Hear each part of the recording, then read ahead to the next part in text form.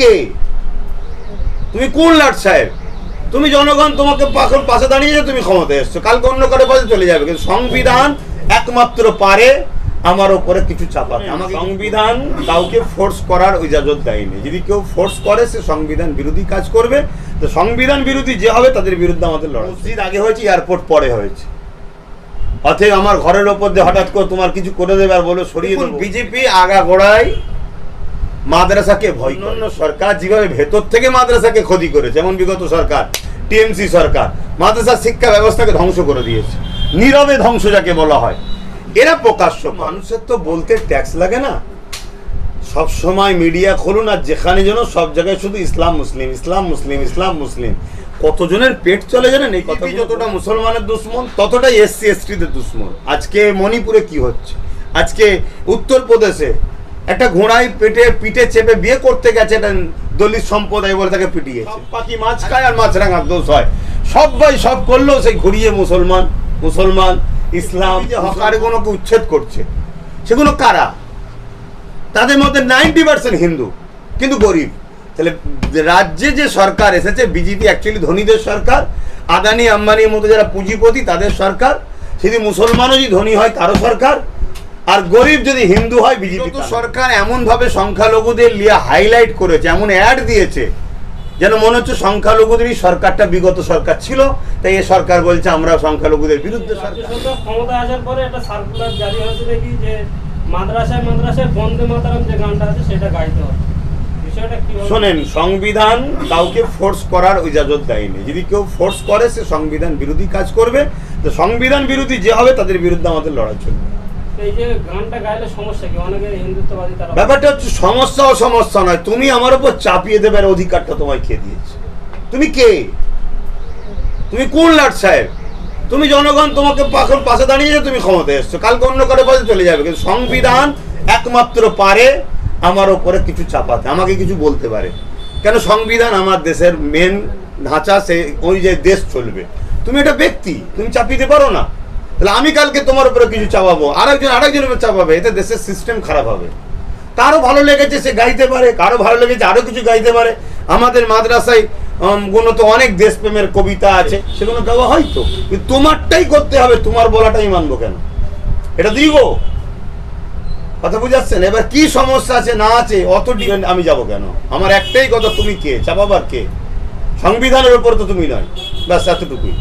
আসামের সিস্টেমে পশ্চিমবঙ্গে একাধিক খারিজে মাদ্রাসাকে ভেঙে দেওয়ার প্ল্যান চলছে।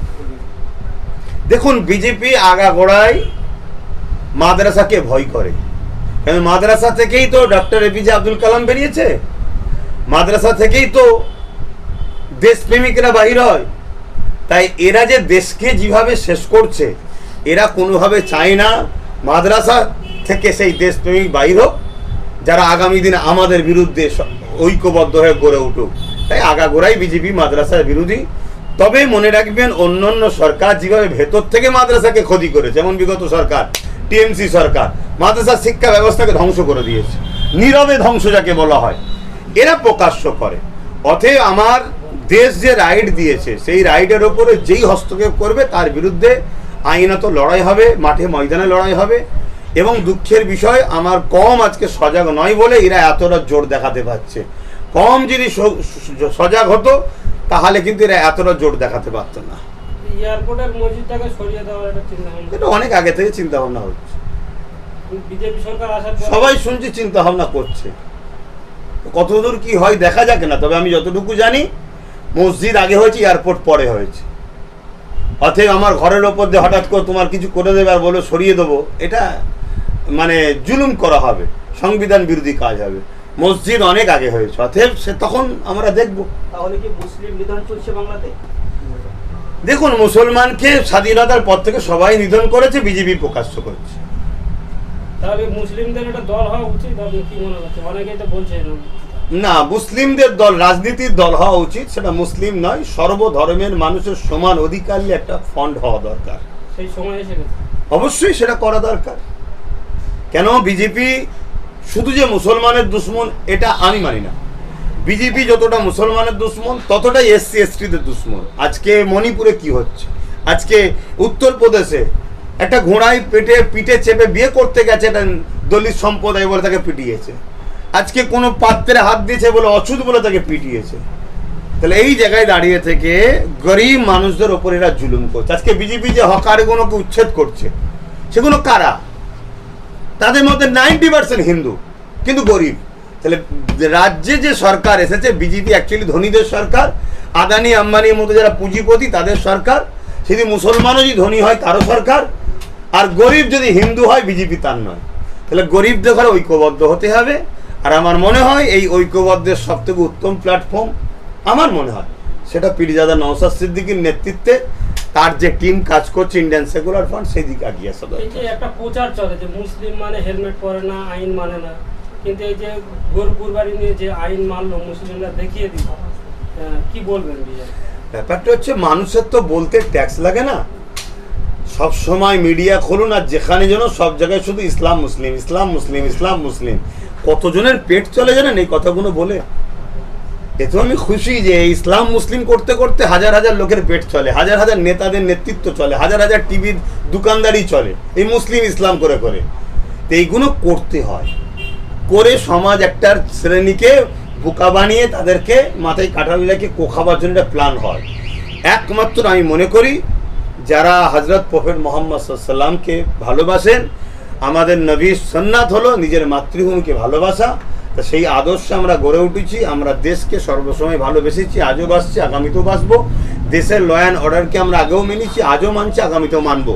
কিন্তু তথাকথিত কিছু মুসলিম রাজনীতির শিকার হয়ে রাজনীতির স্বার্থে দুর্নীতি করে, সেগুলোকে মুসলিম হিসেবে দেখিয়ে দেওয়া হয়।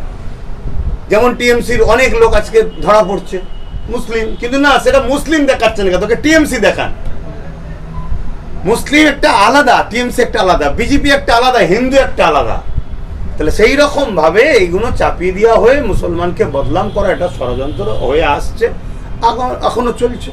এই লাস্ট একটা প্রশ্ন করবো, দিলীপ ঘোষ তিনি বাইক চালাচ্ছেন এবং তার মাথায় হেলমেট নেই, ভিডিওটা ভাইরাল আছে।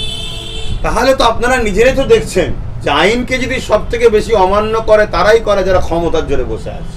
তারা আইনকে বুড়া আঙুল দেখায়, তারাই মানুষের রক্ত শোষণ করে, তারাই নিয়মকে ভঙ্গ করে, স্কুল থেকে শুরু করে সব জায়গাতে, স্বাস্থ্য থেকে শুরু করে বিগত দিনেও দেখে এসছি, আজও দেখছি, সব জায়গাতে দুর্নীতি করে ঝেড়ে ঝুড়ে তারাই খাচ্ছে। তাহলে সব থেকে বড় তো আইন যারা করবে তারাই আইনের মানে রক্ষকের নামে আইনকে ভঙ্গ করছে। কিন্তু সবাই সব করুক, সব পাখি মাছ খায় আর মাছরাঙার দোষ হয়, সবাই সব করলেও সেই ঘুরিয়ে মুসলমান মুসলমান, ইসলাম মুসলমান, এই নিয়ে বিগত সরকারে সংখ্যালঘুদের কম বেশি প্রাধান্য দিত, কিন্তু বর্তমান যে সরকার আছে কিন্তু মুসলমানদের মানে কোনো রকমভাবে প্রাধান্য দেওয়া হচ্ছে না, কি বলবেন? দেখুন, বিগত সরকার সংখ্যালঘুদের প্রাধান্য দিত না, সংখ্যালঘুদের ঘরে গোলাম বানাতো। আর বর্তমান সরকার প্রকাশ্য বলছে সংখ্যালঘুদের আমরা কোনো কিছু করব না। কেন করবে না? এটা প্রশ্ন তো। কেন বিগত সরকার এমনভাবে সংখ্যালঘুদের নিয়ে হাইলাইট করেছে, এমন অ্যাড দিয়েছে যেন মনে হচ্ছে সংখ্যালঘুদেরই সরকারটা বিগত সরকার ছিল, তাই এ সরকার বলছে আমরা সংখ্যালঘুদের বিরুদ্ধে সরকার। তাহলে এই যে সংখ্যালঘুকে ফাঁসাবার পিছনে বিজেপি যাতে সংখ্যালঘুদের বিরোধী করছে, সংখ্যালঘু দেবো না বলছে, এর জন্য বিগত সরকারেরই দোষাচার। এরা দুজন ভাই বোন সেটিংয়ে আছে, এটা প্ল্যান মাফিক কাজ হচ্ছে।